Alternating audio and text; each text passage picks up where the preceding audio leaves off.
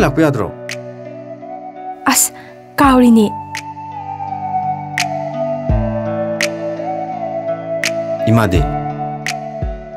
Imadi pabunga bazar sakhi. Injang na pi nga chakti ai loi lerani hayame dudi. Moidi kai lai sakriba. Teragi phi macha masu angangi sanapot worker kai kaino me am lerakani hairame. Teragi phi angangi sanapot ka haijibo kanagi pan birthday gi yaug haijibo. Imanadi aikhoigi ni hairame. Hera matong chadaba angang pok tawdi tha mayam wale. As sanhau pokte and hodong hali duni ne. Haima Ikai men chire changajila.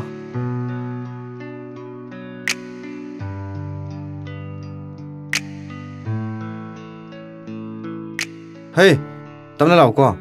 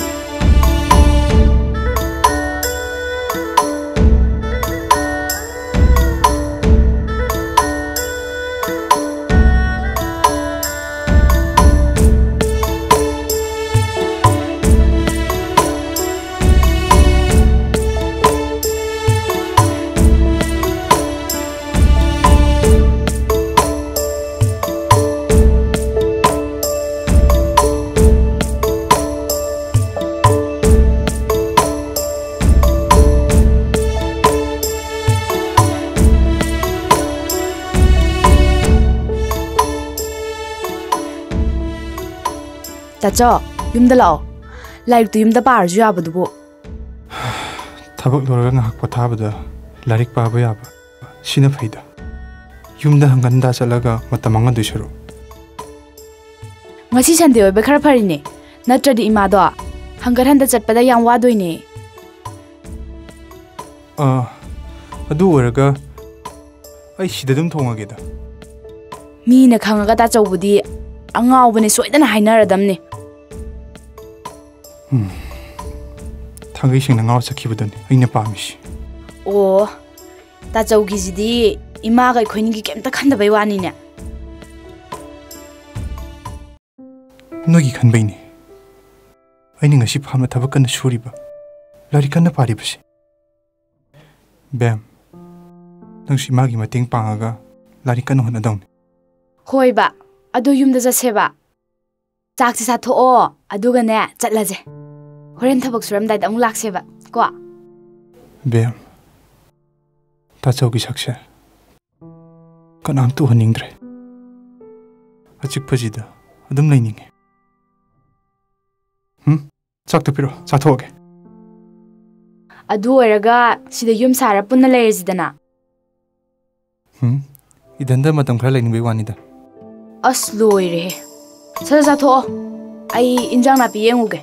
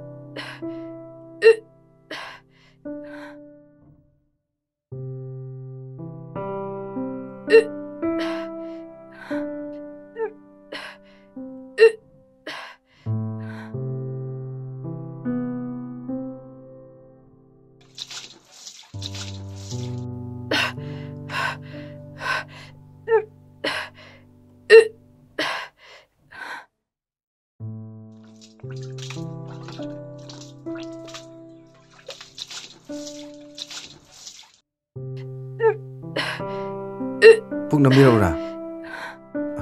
Adu jung phak tani ne. Ai hore hidang mahim le bira age.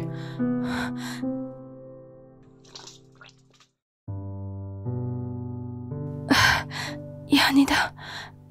Kaisu tawrai. Phajana pothar la. ꯊꯕꯛ ꯏꯪꯈꯥꯡ ꯑꯝꯇ ꯌꯥꯎꯔꯨꯅꯨꯀꯣ ꯀꯩꯁꯨ ꯇꯧꯔꯣꯏ ꯌꯥꯅꯤꯕ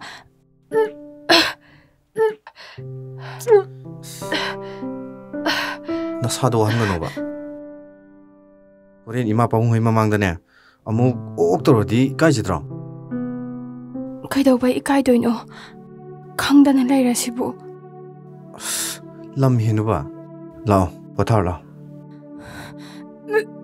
ꯂꯥꯛꯑꯣꯁꯦ ꯆꯪꯉꯁꯤ ꯂꯥꯛꯑꯣ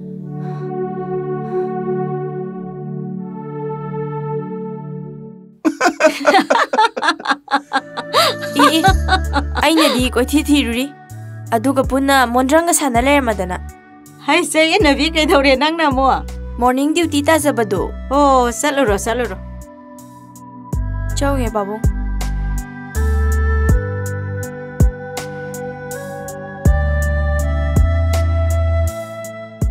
ꯍꯩ ꯉꯥꯏꯈꯣꯅꯦꯍꯦ ꯍꯟꯗꯛꯁꯤꯕꯨ ꯍꯥꯟꯅꯒ ꯃꯥꯟꯅꯗꯕ ꯃꯑꯣꯡ ꯑꯃ ꯎꯏꯅꯦ ꯀꯩꯗꯧꯔꯒꯦ ꯄꯥꯕꯨꯡ ꯑꯦ ꯈꯨꯀꯦ ꯂꯥꯀꯦꯒꯗꯤ ꯅꯨꯄꯤ ꯃꯥꯜꯂꯞ ꯇꯧꯔꯦꯅꯦꯍꯦ ꯅꯨꯄꯤꯅꯦ ꯅꯨꯄꯤ ꯂꯩꯁꯥꯕꯤ ꯀꯩꯅꯣ ꯈꯪꯗꯦꯅꯦ ꯍꯟꯗꯛꯇ ꯈꯪꯕꯣꯏ ꯑꯣꯏꯅꯤꯡꯉꯩꯁꯤꯅ ꯀꯔꯤꯒꯤ ꯑꯩꯕꯨ ꯑꯉꯥꯡ ꯃꯆꯥꯔꯣ ꯁꯤꯠꯂꯒ ꯂꯩꯔꯣ ꯍꯥꯏꯔꯣ ꯑꯗꯨꯝ ꯊꯣꯛꯆꯔꯦ ꯑꯩꯈꯣꯏ ꯃꯃꯥꯏꯁꯦ ꯀꯌꯥ ꯏꯀꯥꯏꯗ꯭ꯔꯤꯅꯣ ꯌꯦꯡꯉꯨꯅꯦ ꯍꯟꯗꯛꯇꯤ ꯏꯆꯥꯇꯣꯝꯕꯤꯁꯦ ꯋꯥꯈꯜ ꯑꯃ ꯂꯥꯛꯄ ꯃꯥꯜꯂꯤ ꯍꯣ ꯃꯥꯏ ꯃꯇꯝꯗꯣ ꯌꯧꯔꯛꯑꯗꯤ ꯊꯤꯡꯕꯒ ꯌꯥꯄꯣꯠ ꯅꯠꯇꯤꯌꯦ ꯃꯥꯒꯤ ꯃꯇꯧꯗꯨꯗꯅꯦ ꯃꯤ ꯃꯆꯥꯗꯣ ꯐꯨꯔꯝꯃ ꯍꯜꯂꯛꯇꯣꯛꯀꯅꯤ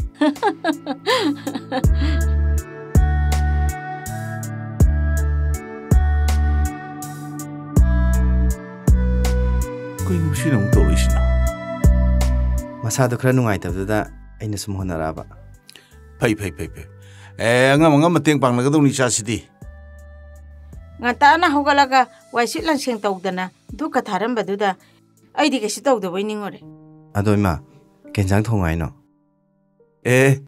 ꯏꯆꯥ ꯗꯣꯛꯇꯔꯁꯤ ꯉꯁꯤꯗꯤ ꯆꯥꯛꯈꯨꯝꯒꯤ ꯐꯝ ꯀꯥꯔꯕꯣꯔꯦ ꯑꯩꯈꯣꯏ ꯄꯥꯕꯨꯡꯁꯤꯗꯤ ꯍꯦ ꯌꯥꯅꯤ ꯏꯃꯥ ꯊꯣꯡꯒꯦ ꯍꯦꯟꯖꯥꯡꯗꯨꯅ ꯍꯧꯖꯤꯛꯇꯤ ꯏꯃꯧꯅ ꯌꯣꯠꯄ ꯌꯥꯕ ꯌꯦꯡꯉꯒ ꯊꯣꯡꯗꯧꯕ ꯃꯥꯒꯤꯗꯤ ꯌꯦꯔꯨꯝ ꯐꯨꯠꯄ꯭ꯔꯥ ꯉꯥ ꯂꯧꯔꯒ ꯆꯥꯖꯅꯤꯗ ꯏꯃꯥ ꯍꯩ ꯇꯥꯅꯤꯡꯗꯦ ꯏꯃꯧꯅ ꯆꯥꯕ ꯊꯛꯄ ꯌꯥꯗ꯭ꯔꯒ ꯑꯩꯈꯣꯏꯅ ꯆꯥꯅꯤꯡ ꯊꯣꯡꯗꯅ ꯆꯥꯒꯗ꯭ꯔꯣ ꯏꯃꯧꯅ ꯆꯥꯕꯗꯣ ꯑꯩꯈꯣꯏꯁꯨ ꯆꯥꯒꯗꯕ ꯃꯥꯅ ꯊꯥꯎ ꯅꯨꯡ ꯃꯅꯝ ꯇꯥꯕ ꯌꯥꯗꯦ ꯀꯩꯝꯇ ꯆꯥꯅꯤꯡꯗꯦ ꯑꯗꯨꯗ ꯍꯣ ꯌꯥꯔꯦ ꯏꯃꯧꯒ ꯇꯥꯟꯅꯔꯒꯅꯦ ꯏꯃꯥ ꯊꯣꯡꯖꯔꯒꯦꯀꯣ ꯍꯣꯏ ꯏꯃꯥ ꯑꯗꯨꯃꯥꯏꯅ ꯇꯧ ꯐꯔꯅꯤ ꯏꯃꯥ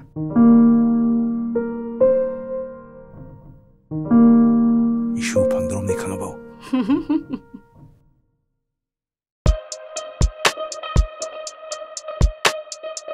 ꯑꯁ ꯃꯣꯏ ꯌꯨꯝꯁꯤꯗꯤ ꯋꯥꯡꯉꯦꯍꯦ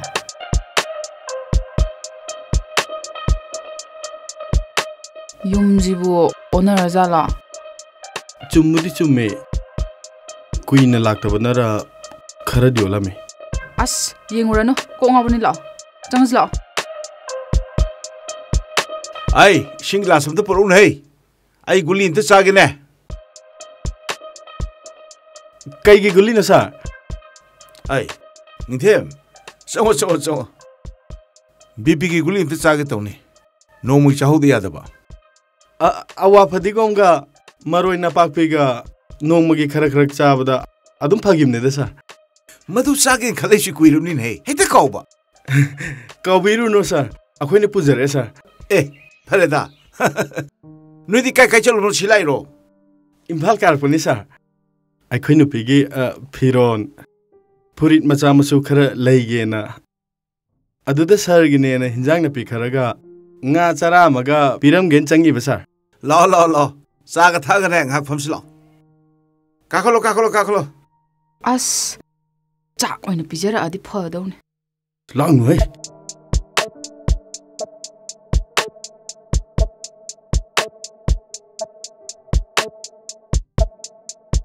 ꯏꯃꯥ ꯏꯄꯦꯝꯃ ꯁꯥꯕꯅ ꯁꯤꯔꯦꯍꯦ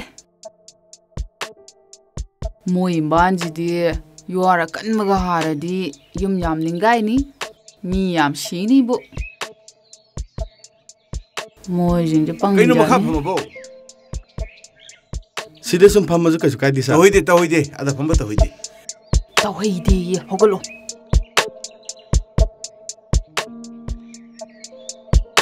Phom.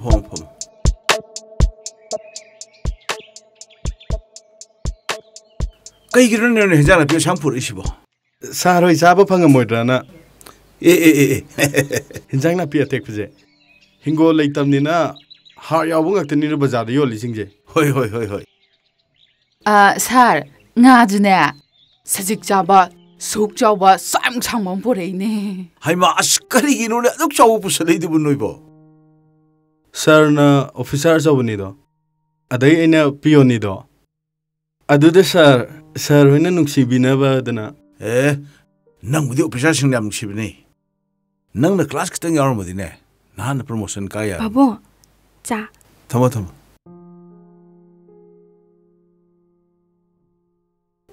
Hentai natro. Daning them. Inama. Henthoi. Nangna nayum palije sida wara. Aw, mane.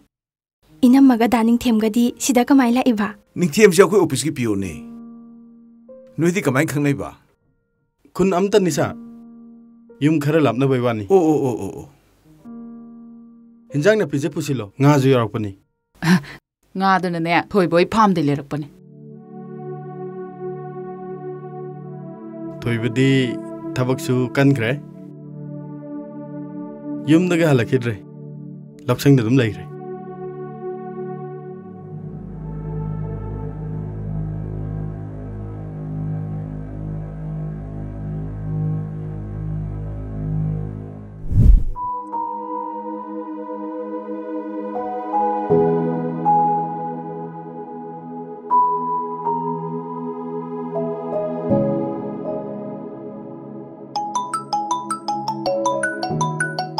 Haima. Idomcha. Da thoi badu mayum da halaktre. Moigi farm gi loksang da adum laigre hai chi chumbra. Imai pema anga o phaidubu. Ho loksang da adum laigre abani. Adubu kai gi nya gi ba. Khangde. Hana dei su mi ka henti na da budubu. Hojing ma gi wakhan khan ba matam na te ko. Amwana unagi dabdi yai.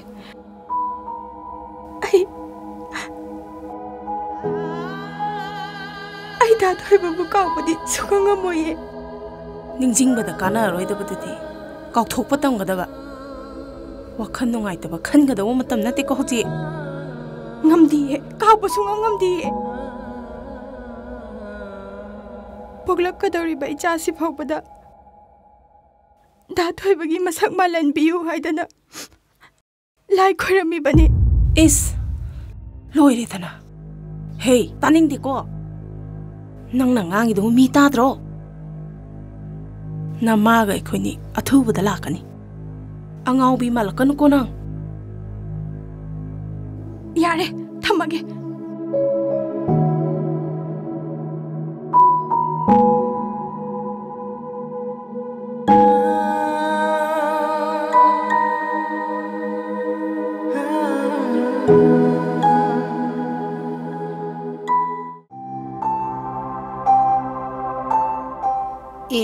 Nangdi duda kai dori ba mondrang sanari ra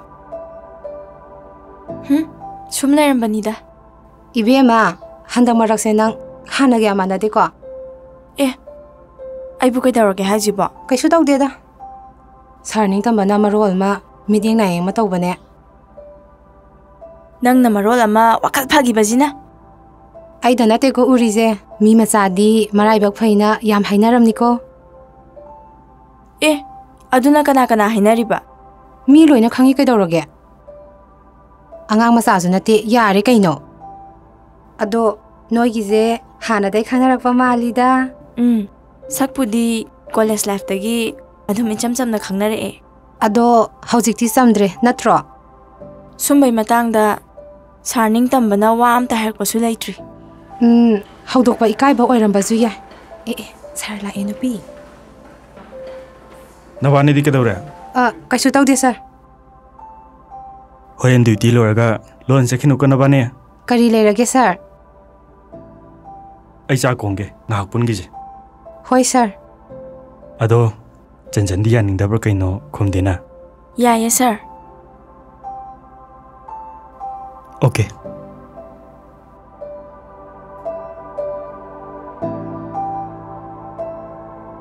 Wam ta harakte do harak tau mali ko nupi. Lanu ta indi he. Lao, jasi lao.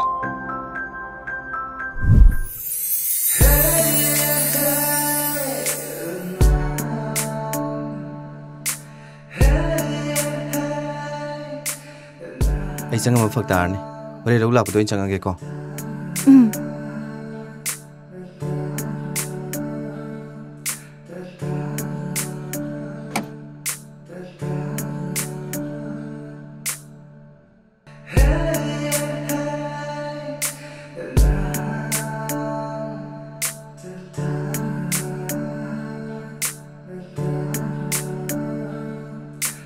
Ma hoi di fazan hai ko. Tabing phak tar ne ba.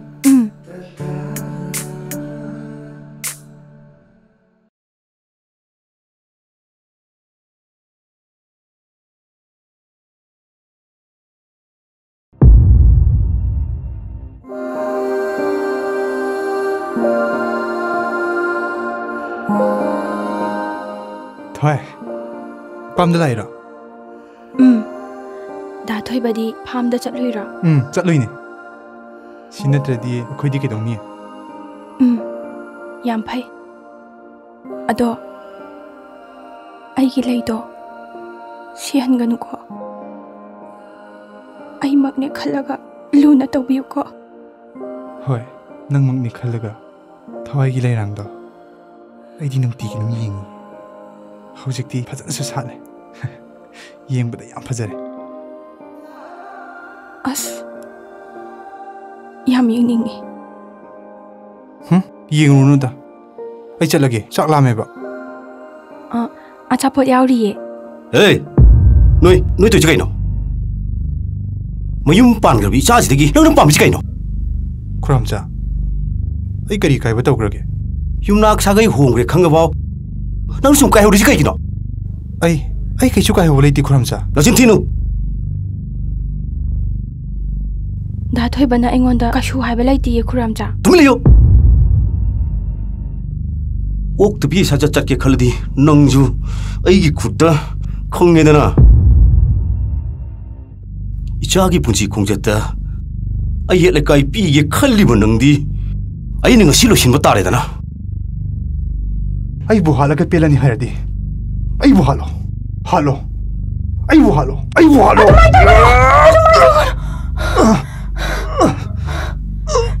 Ima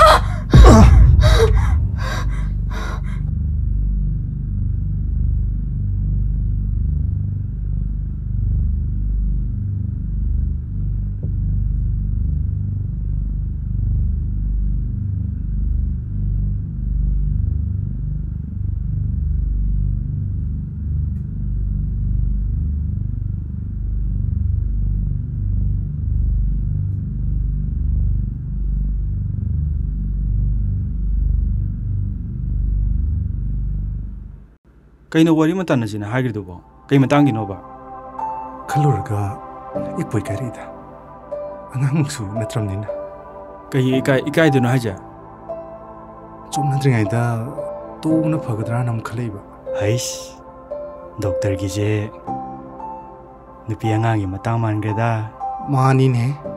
Tathi chom na gadra na amuksu khanja na riba.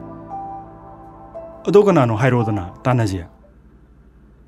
Ai doctor ga di khara su close oi nei. Phagi oi kari oi haudo ga yinga sira. Akoi staff nurse tai ro haja. Hoi, mane. Hera. Handa level da kumaga amula amudrasu. Doctor le sabi mayam am yaujidi. Sidagi ama ko khala lo do bo. As, thawai ni khoida ba am te yaudida. Oh. Doctor na khoida ri ban nurse na kana. Sir, duty lo re hanjagrage. Chang ko law ne. Hayeng di janjana coffee kong dong ni ko. Coffee ka taro sir. Yani, atai sanabdi ai hekta kongjike. Hayeng di khara sada uri se. 커피두수 아이 헥터 공제게다. 공토공진제 한닥디 루틴 쳔다 야르더리. 타박시부 석세스 오여디 아이 좀 공제게다. 예.